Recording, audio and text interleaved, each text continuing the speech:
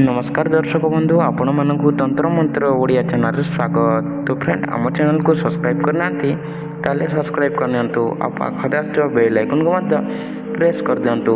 तो बंधुगण आज मुझे गोटे प्रयोग विधि विषय कहवाक जाऊँगी आपण मैंने सरल और सुंदर भाव में यही प्रयोगटा करें। जो झील कि पुआ संभोग मना करें यही प्रयोगटा निश्चय करंतु। गोटे कथा जानी जे 3 वर्ष 4 वर्ष पर्यंत तांकर प्रेम कहानी चली थाए हेले केबे मध्य संभव करि न थांती।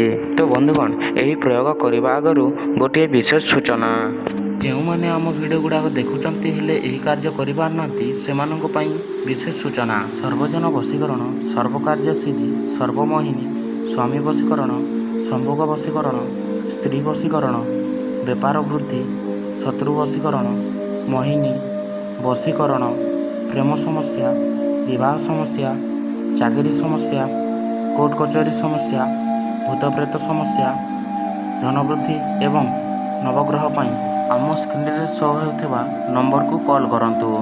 तो बंधुगण चलतु डेरी नक भिडटा को स्टार्ट करवा। तो बंधुगण से आपण मानक दरकार पड़ो जहाँ संभोग करने को चाहूँगी तार बाल किंबा चुटी दरकार पड़ो।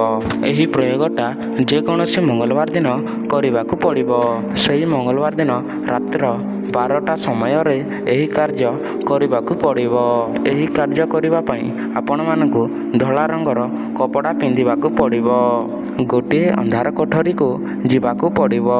सही जगह को जाइकी गोटे दीप जालिबे एवं आम स्क्रीन रे शो होता मंत्र को 121 थर जप करने को पड़ो।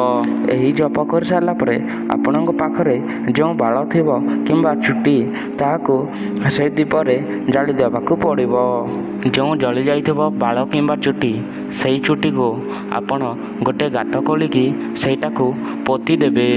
पोती देकी 3 दिन गला मात्रे ही से झील किंबा पुओ आपण को संभोग डाकिब ही डाकिब। तो बंधुगण आम भिडियोटा भल लगी निश्चय लाइक एवं कमेंट करंतु। तो बंधुगण पुणी देखा नेक्स्ट टॉपिक पर। तो रही जय जगन्नाथ।